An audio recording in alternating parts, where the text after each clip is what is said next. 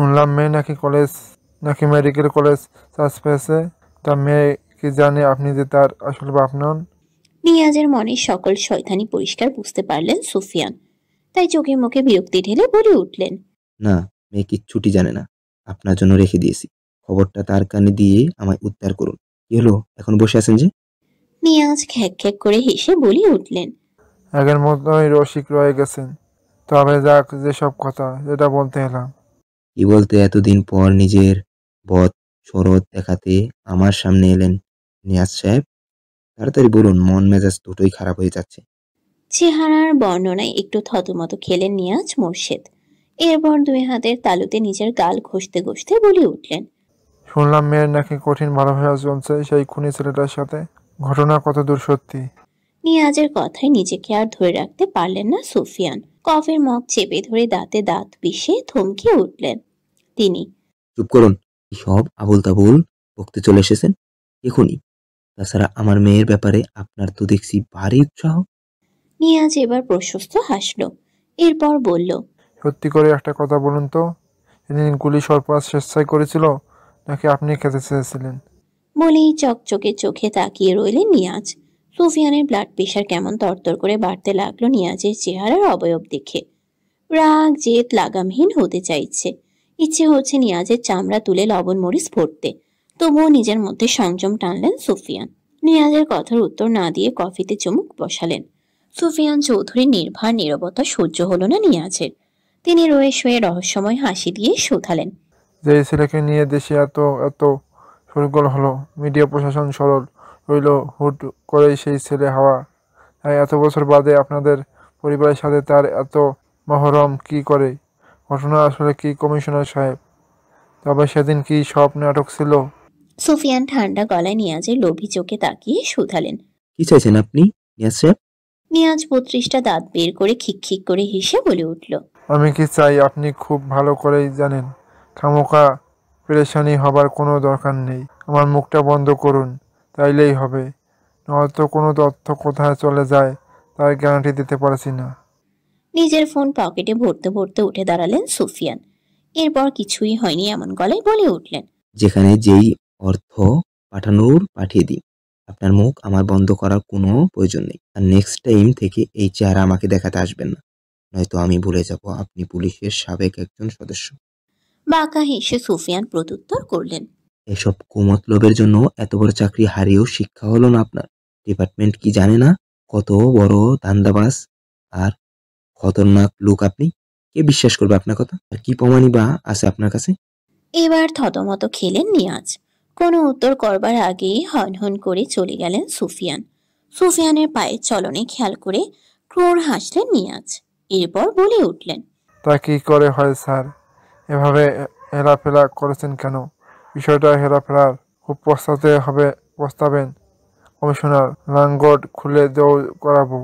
সবার সামনে আপনার ভালো মানুষের মুখোশ যদি না ছেড়েছি, তবে আমার নাম নিয়াজ মোরশেদ নয়। শুধু উপযুক্ত সময় অপেক্ষা করুন। ক্লাসের নতুন অধ্যায়, নতুন প্রফেসর, সব মিলিয়ে বোর্ড টাইম পার করলো ন্যালিয়া রূপকথা। লেকচারের আগা মাথা কিছুই তাদের মাথায় ঢুকলো না। ক্লাসের টাইম শেষ হবার সাথে সাথে দুজনেই যেন হাঁফ ছেড়ে বাঁচল।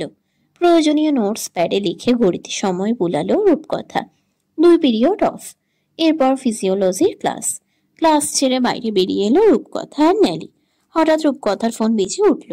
ব্যাগ থেকে ফোন বের করে চোখের সামনে আনতেই মুখে হাসি ফুটল। স্ক্রিনে সারফরাজের নম্বর। ঠোঁটের কোণে হাসির রেখা টেনে ধরে কল রিসিভ করতেই ও পাশ থেকে সারফরাজ কিছু একটা বলল। শুনেই মুখের রং পরিবর্তন হলো রূপকথার। ফোন কেটে দ্রুত পা চালাতেই ন্যালি শুধালো, হসপিটালে চল নেলি, অভিরূপ বাইক অ্যাক্সিডেন্ট করেছে। অভিরূপের অ্যাক্সিডেন্টের খবরটা ন্যালির ভিতরে কেমন এক অদ্ভুত অনুভূতির সৃষ্টি করলো। ন্যালির হাসি খুশি মুখটা কেমন সহসাই চুপসে গেল। বুকে ধুকপুক আওয়াজে হৃদগতি চলছে। আকস্মিক নিজের এহেন অনুভূতির কোনো হেতু খুঁজে পেল না ন্যালি। রূপকথা আর ন্যালি দৌড়ে ইমার্জেন্সিতে এলো। ইমার্জেন্সির কাঠের বেঞ্চিতে পা ঝুলিয়ে দেয়ালে হেলান দিয়ে বসে আছে অভিরূপ। পা কেটে গল গল করে রক্ত ঝরছে। বেচারার চেহারা দেখে মনে হচ্ছে বহু কষ্টে কান্না আটকে রেখেছে। পাছে কিছু হয়নি এমন চেহারায় বসে আছে সারফরাজ। রূপকথা চঞ্চল গলায় ডাকলো। সরফরাজ, রূপকথাকে দেখতে পেয়ে সারফরাজ উঠে দাঁড়ালো। এরপর রূপকথার হাত জড়িয়ে স্বাভাবিক গলায় বলে উঠল, আসলে কোন সুতোয় তোমাকে দেখবো ভেবে উঠতে পারছিলাম না, এজন্যই অভিরূপের কথা বলে নিয়ে এলাম। বুকটা পিপাসায় ধুকছিল, এবার তৃষ্ণা মিটলো, এবার আমার মরণ হোক। সারফরাজের এহেন কথায় রূপকথা সারফরাজের পেটে কনুই দিয়ে গুঁতো দিয়ে বলল, একজন আহত মানুষ নিয়ে এসব কি ধরনের মজা? কোথাও তুমি নিজে থেকেই ওকে আবার আহত করনি তো? সারফরাজ সিরিয়াস ভঙ্গিতে উত্তর করল, আমি করলে ও এতক্ষণে জমের দুয়ারে পৌঁছে যেত। শালা কুকুরের সাথে অ্যাক্সিডেন্ট করে এই অবস্থা করেছে। কুকুর নাকি কাবাডি খেলতে চাইছিল মাঝে রাস্তায় ওর সাথে। সারফরাজের নিষ্ঠুর হেয়ালি কথায় কাঁদো কাঁদো গলায় অভি বলে উঠল, শালা নির্দয় পাষণ্ড, দেখ কতগুলো ব্যথা লেগেছে, আর তুই আমাকে নিয়ে সেই কখন থেকে হেসে যাচ্ছিস, তামাশা করে যাচ্ছিস। শালা অভিশাপ দিলাম, তুইও একদিন কাঁদবি, সেদিন আমি হাসবো। অভির কথায় ঠোঁট টিপে হাসলো সারফরাজ। এরপর বলল, আমার শরীর থেকে যেই রক্ত ঝরেছে সেই পরিমাণ রক্ত তোর গায়েও নেই। এদিকে ডক্টর আর নার্স দৌড়ে এলেন প্রয়োজনীয় জিনিসপত্র নিয়ে। সুই সুতো, ইঞ্জেকশন আর সাদা গজ দেখি ভীত হলো অভিরূপ। সে আর্তনাদ করে চাপা গলায় বলল, ইঞ্জেকশনে আমার ফোবিয়া আছে, প্লিজ আমায় দিবেন না ওটা, আমি ভয়ে মরে যাব, গড সোয়ার। এত বড় দামড়া ছেলের মুখে ইঞ্জেকশনের ভয় শুনে ডক্টর কপাল কুঁচকে ভারী গলায় বললেন, তাহলে এত বড় ক্ষত কিভাবে সেলাই করব? এত বড় মানুষের মুখে এসব মানায় না। চোখ বন্ধ করে বসে থাকুন, কিচ্ছু হবে না, এসব মনের ভয়। অভিরূপ মানল না। সে কাকুতি মিনতি অব্যাহত রাখল। নেলি এতক্ষণ সবটা অবলোকন করল। অভিরূপের করুণ চেহারা তাকে বেশ পীড়া দিচ্ছে। এই অনুভূতির সাথে আজই পরিচিত হয়েছে নেলি। সবকিছু কেমন এলোমেলো লাগছে তার কাছে। নার্স ইঞ্জেকশন নিয়ে এগুতেই অভিরূপ সারফরাজের উদ্দেশ্যে অনুরোধ করল, আমাকে জড়িয়ে ধর সারফরাজ, আমি জ্ঞান হারিয়ে ফেলবো নয়তো। সারফরাজ তোয়াক্কা করল না অভিরূপের কথা। সারফরাজের এহেন নিষ্ঠুরতায় রূপকথার মেজাজ তিরিক্ষি হলো। সে দাঁত চেপে বলে উঠল, কি হলো, যাচ্ছ না কেন? ওকে শক্ত হতে হবে রূপকথা। ছেলে মানুষের এতটা নরম হলে মানায় না। যেখানে ওর নিজের কাউকে ভরসা দেবার কথা, সেখানে ও নিজেই অন্যের ভরসা চাচ্ছে।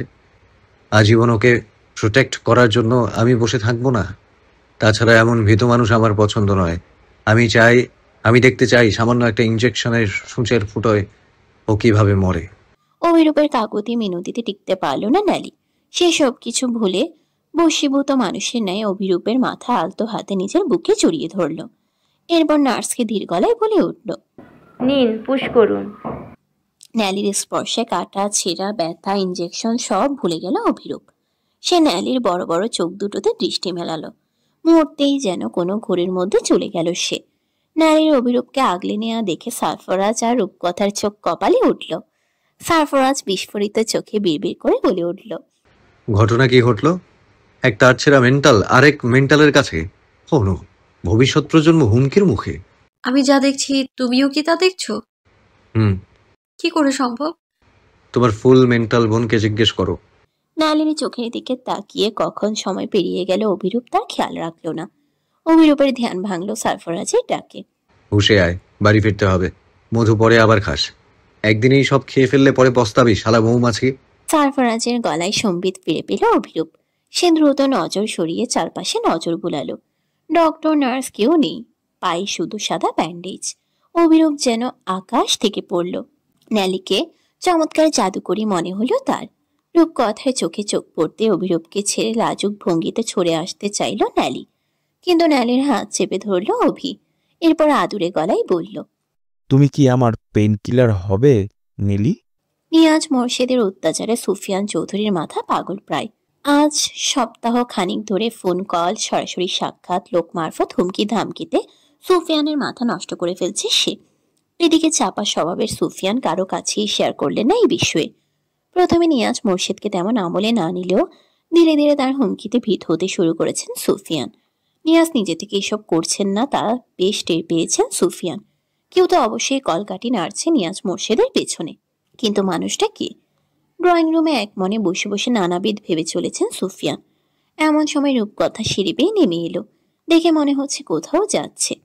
মেয়ের সাজগোজ দেখে সুফিয়ান ক্লান্ত চিন্তিত গলায় শুধালেন, কোথায় যাচ্ছ? রূপকথা ইতস্তত করে উত্তর করল, ক্লাস ফ্রেন্ড অহনার বার্থডে বাবা, নেলিও যাচ্ছে, খুব করে অনুরোধ করেছে, যেতেই হবে। তাছাড়া আমাদের বাসার কাছে পার্টি ভেন্যু, তাই যাচ্ছি আর কি। সারফারাজ যাবে? না, ওকে ডাকিনি। আর কথা বাড়ালেন না সুফিয়ান। নিঃশব্দে সিঁড়ি ধরে নিজের ঘরে চলে গেলেন। ঘড়িতে আরো একবার সময় বুলিয়ে ঘর থেকে বেরিয়ে এলো রূপকথা। হোয়াইট প্যালেস রেস্টুরেন্টটির রুফটপ এরিয়া সেজেছে বাহারি সাজে। রঙিন বাতি, খোলা আকাশ আর খোলামেলা বাতাস, সব মিলিয়ে রোমাঞ্চকর এক অনুভূতি। রুফটপের এক সাইডে একটা স্টেজ বানানো হয়েছে, তাতে বড় করে লেখা হ্যাপি বার্থডে অহনা। হরেক রকমের বেলুন আর ফুলে সাজানো হয়েছে স্টেজ। স্টেজে 4টে বড় বড় কেক রাখা।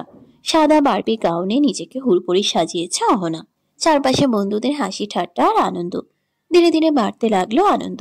কেক কাটা হলো, আয়োজন করা হলো স্পেশাল খানাপিনার। ন্যালি হুট করে বলল সে ওয়াশরুমে যাবে।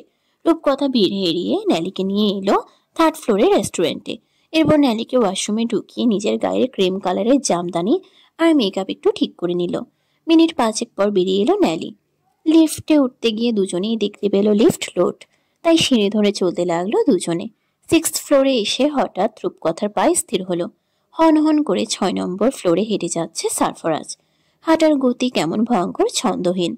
সারফরাজের জুতার খটখট ধ্বনি বুকের ছাতিতে কেমন ভয়ানক কাঁপন তুলল। রূপকথা ন্যালিকে বলে উঠল। তুই যা, আমি আসছি। ন্যালি অবাক গলায় বলে উঠল।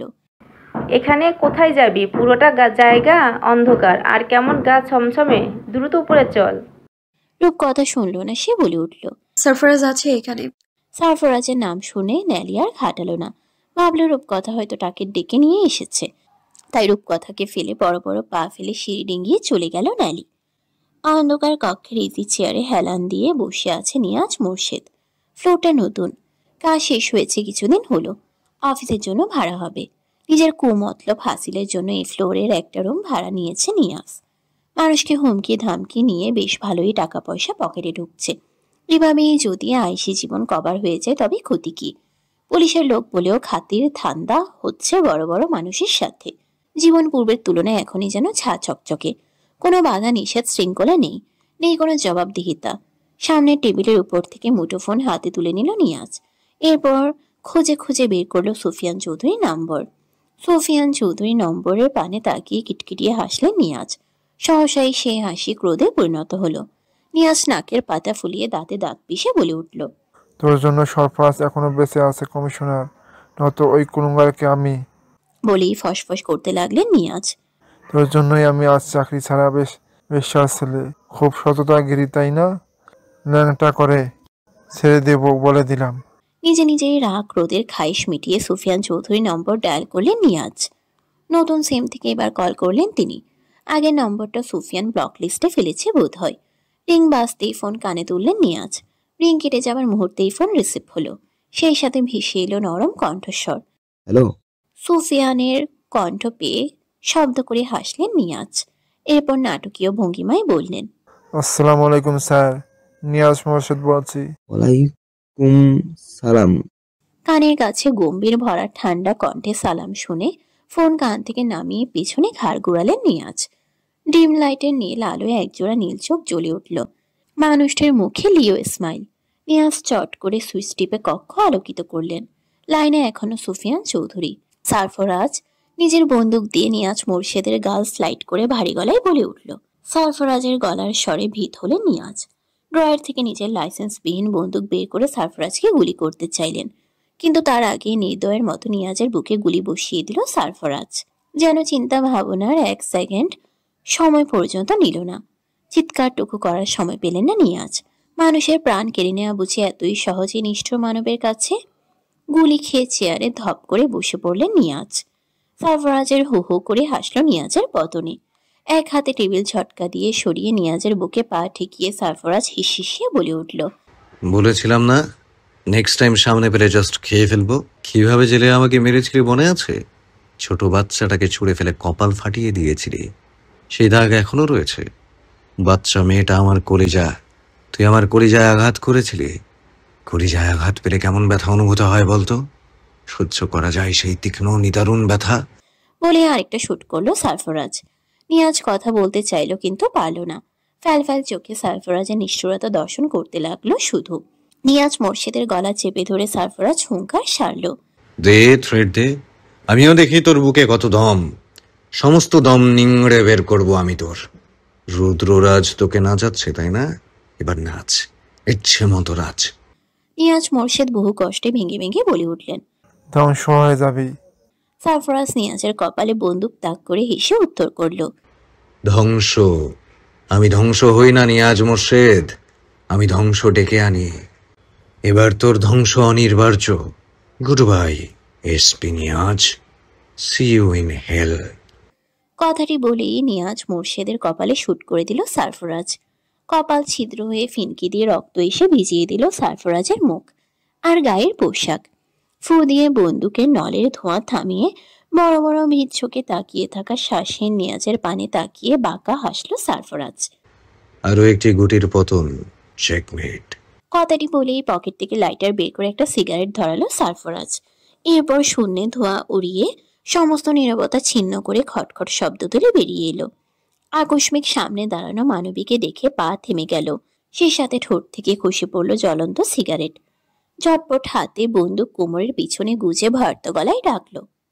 রূপকথা। চারপাশে নিস্তব্ধ নিগুড়তা নেমে এলো। মনে হচ্ছে পৃথিবী থমকে গিয়েছে।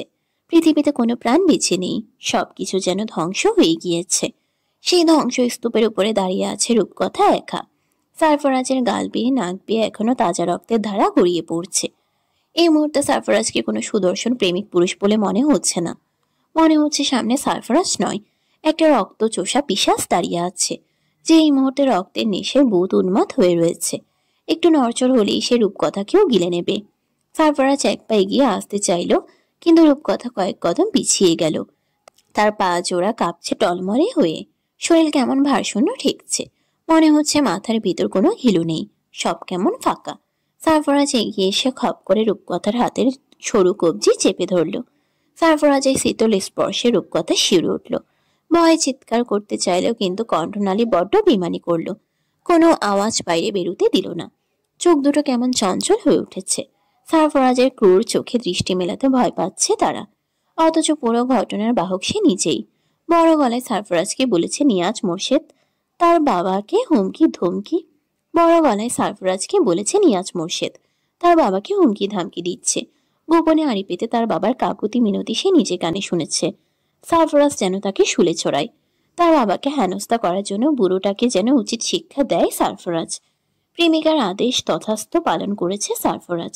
তবে রূপকথা ভয় কেন পাচ্ছে? সারফরাজ ঠান্ডা গলায় শুধালো। দেখবে? রূপকথা সারফরাজের শার্ট খামচে ধরে মাথা দালালো। সে দেখবে না এমন বিভৎস দৃশ্য। রূপকথা ভেবেছিল সারফরাজ লোক মারফত নিয়াজকে শায়েস্তা করবে, হালকা কিল ঘুষি থ্রেড দেবে, কিন্তু সারফরাজ নিজেই তাকে বুম বুম বাউন্স করে দেবে। এটা রূপকথার কল্পনা অতীত। এই মুহূর্তে রূপকথার কি করা উচিত রূপকথা ভুলে গেছে। ফাঁকা মস্তিষ্ক, কিন্তু মনে হাজারো দুষ্ট আগ্রহ ভাটুর ভুটুর করে উঠল। নিয়াজ মোর্শেদ কেমন করে পৃথিবী দিয়ে ডিলিট হয়েছে তা দেখার স্বাদ জাগলো। মনকে নিজেই বুঝালো সে ভবিষ্যৎ ডক্টর, এমন বেকাবু ভয় তাকে মানায় না।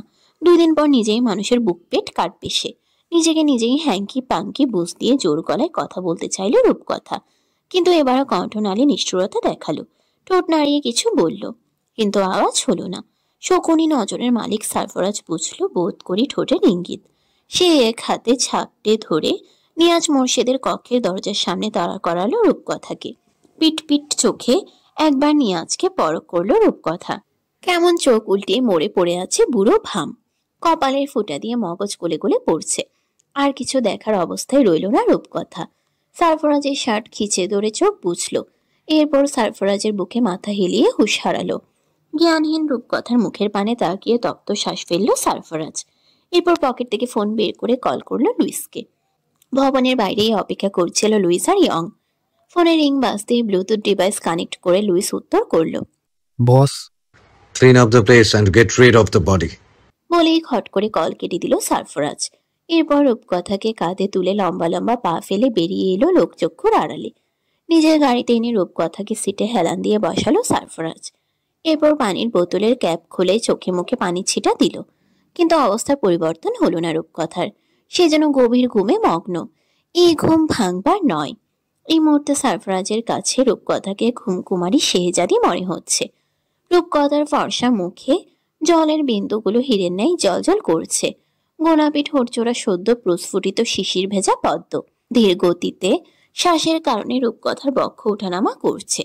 চোখের বড় বড় পাপড়িগুলো কেমন ধনুকের ন্যায় বেঁকে রয়েছে। চিকন খাড়া নাকটার প্রতি বেশি ঈর্ষা হলো সারফরাজের। এই মেয়েকে এত সুন্দর কে হতে বলেছে? পুরো আগুন সুন্দরী, সারাক্ষণ মাথা নষ্ট করে রাখে। দেব নাকি কয়েক দফা ভালোবাসা? রূপকথার এলোমেলো চুলগুলো আলগোছে কানের পিঠে গুজে দিল সারফরাজ। বুকের উপর থেকে শাড়ির আঁচল সরে গিয়েছে বেশ খানিকটা। নিষিদ্ধ অঙ্গে সারফরাজের দৃষ্টি স্থির হলো। পাপবোধ থেকে দৃষ্টি সরাতে চাইল তৎক্ষণাৎ, কিন্তু পারল না। দৃষ্টি আর মনের যুদ্ধে দৃষ্টিই জয়ী হলো। সারফরাজ হটাতে পারল না তাকে। সুরলো গঠনে শরীর ঘেমে নিয়ে একাকার হলো। নিষিদ্ধ বাসনা কবজা করলো পুরো শরীর। এমন অনুভূতি আজ প্রথম। পুরুষত্বের লাগাম টেনে ধরা কষ্টসাধ্য ব্যাপার হয়ে দাঁড়াচ্ছে। এন খতরনাক পরিস্থিতি রোধে নিজেকে বেশ ধমকি দিল সারফরাজ। বন্দুকের ভয়ও দেখালো মনকে। কিন্তু বেয়ারা মন নেশাগ্রস্ত মাতালের ন্যায় তালহীন হলো। সে তার সিদ্ধান্তে অটল। শেষমেশ উপায়ান্তর না পেয়ে গাড়ি থেকে নেমে দাঁড়ালো সারফরাজ। গায়ে শার্ট ভিজে জবজবে অবস্থা। গায়ে কেউ কেরোসিন দিয়ে আগুন ধরিয়ে দিয়েছে। বরফ মিশ্রিত সুইমিং পুলে ডুব দিতে পারলে পানি পাওয়া যেত। কিরে, এভাবে ঘামছিস কেন? আকস্মিক গভীর গলায় কেঁপে উঠল সারফরাজ। যে কেউ দেখলে ভাববে সারফরাজ বড় কোনো চুরি করে ধরা পড়েছে। সারফরাজের অদ্ভুত আচরণে অভি কপাল কুঁচকে পুনরায় শুধালো। কি আছে গাড়ির ভেতর? এইভাবে তাকিয়ে আছিস কেন? দেখি তো। বলে গাড়ির ভেতর উকি মারতে উদ্যত হলো অবি। সারফরাজ অবিরূপের গলায় চেপে ধরে শীতল কম্পিত গলায় বলে উঠল, থেমে যা। বোম আছে ভেতরে।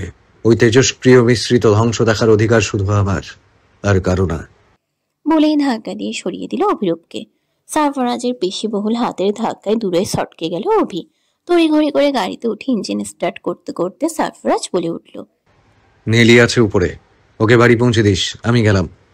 পার্টিময় রূপকথাকে খুঁজে না পেয়ে বেশ বিরক্ত হলো ন্যালি। রূপকথার ফোনে বেশ কয়েকবার কল করেও কোনো পাত্তা পাওয়া গেল না মেয়েটির।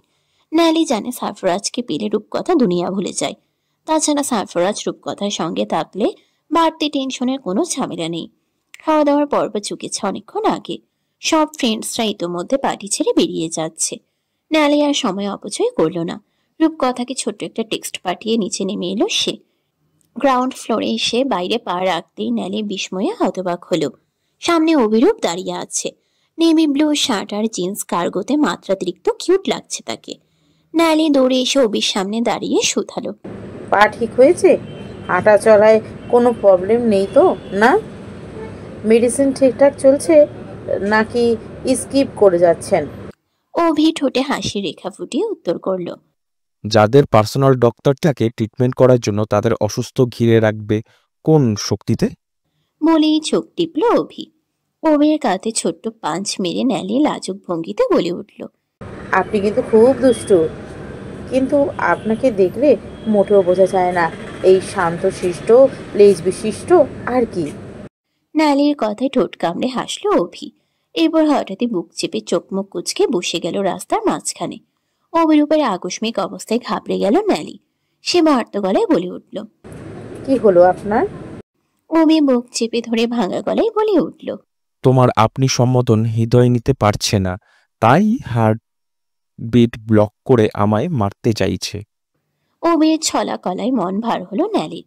সাংঘাতিক বজ্জাত লোকটা তাকে অযথা ভয় দেখিয়েছে। আর একটু হলেই দিশাহীন হয়ে যেত সে। তার মনের খবর না জেনেই অসভ্য পুরুষ তাকে ভোগাতে চাইছে। সময় বুঝে ঠিক উচিত শিক্ষা দেবে ন্যালি তাকে। ন্যালি মনে মনে হাজারো গালাগালি দিল অভিকে। এরপর লাজুক হেসে হনহন করে হেঁটে সামনে এগিয়ে গেল।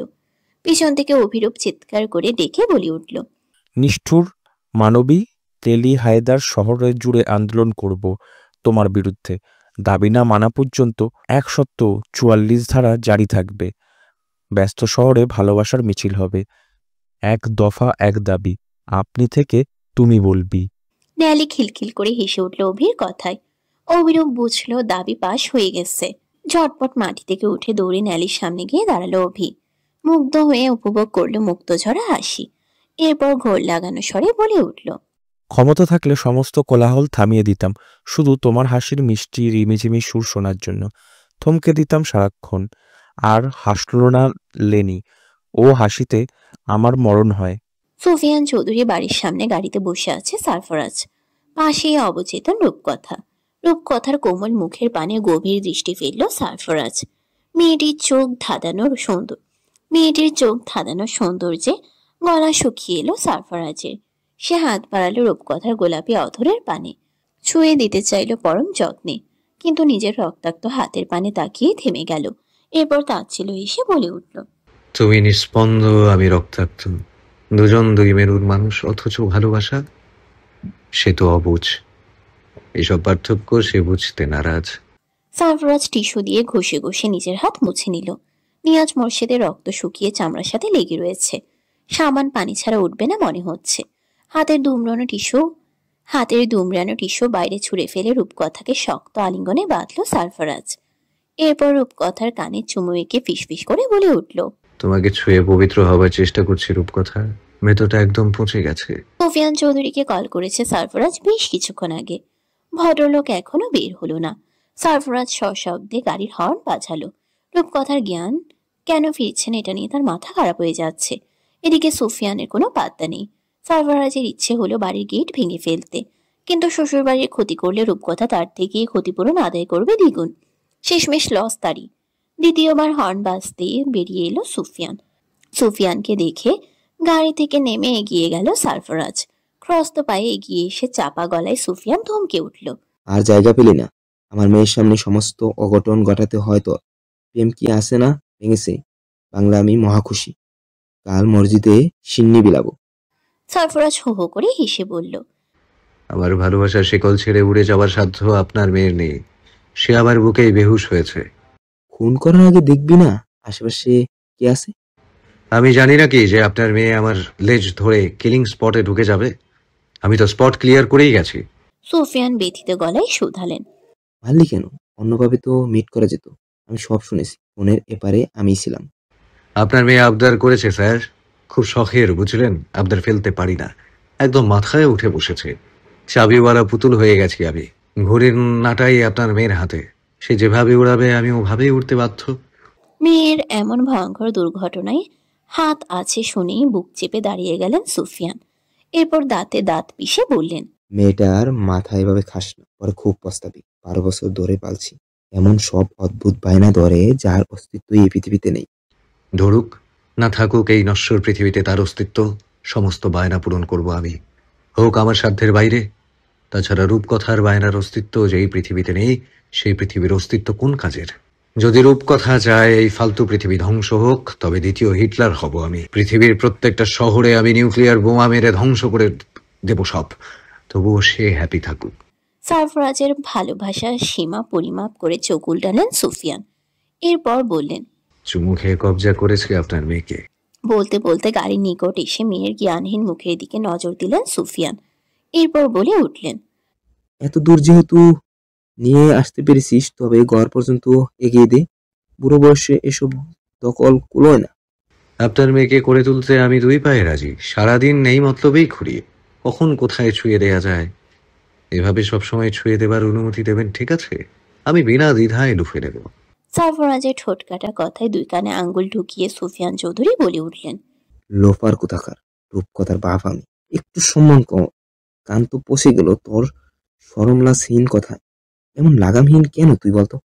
রূপকথাকে কোলে তুলতে তুলতে সারফরাজ প্রত্যুত্তর করল, আমার পিছে না লেগে নিজে প্রেমিক পুরুষ হিসেবে কি কি কুকীর্তি করেছিলেন 30 বছর আগে সেটা ভাবুন।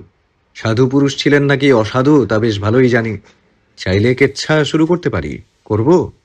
সারফরাজের খোঁচা দেয়া কথায় চুপসে গেলেন সুফিয়ান। এই ছেলেকে মোটেও ভরসা নেই তার, কখন কোন বেফাইশ কীর্তি উগলে দেয়। তার যে চুপ থাকাটাই উত্তম। কিন্তু মনের কৌতূহল মাথাচাড়া দিয়ে উঠল, তাই ফিসফিস করে শুধালেন, আচ্ছা, প্রেম প্রীতির আলাপ বাদ, আসল কথায় আসি। নিয়াজকে যে মারলি, যদি পুলিশ কেস হয়? সারফরাজ শক্ত চোয়ালে অদ্ভুত হাসল। এরপর ভারী গলায় জবাব দিল, জার্মান শেপার্ড পর্যন্ত শুকে কোনো ক্লু বের করতে পারবে না। হাত বড়ই বাঁকা কমিশনার সাহেব। যেই প্রমাণ আমি নিজে লোপাট করেছি, বিধাতা ছাড়া কোনো প্রাণীর পক্ষে তা খুঁজে বের করা সম্ভব না। আর যদি পেয়েও যায়, পৃথিবীতে এমন কোনো জেল নাই, আইন আদালত নেই যেখানে আমাকে আটকে রাখবে। আমি দুর্বার, যে আমার বাধা হয়ে দাঁড়াবে তাকে জাস্ট উপড়ে ফেলবো আমি। সেটা যদি আপনিও হন, তাতেও আমি আমার মনের ইরাদা বদলাবো না।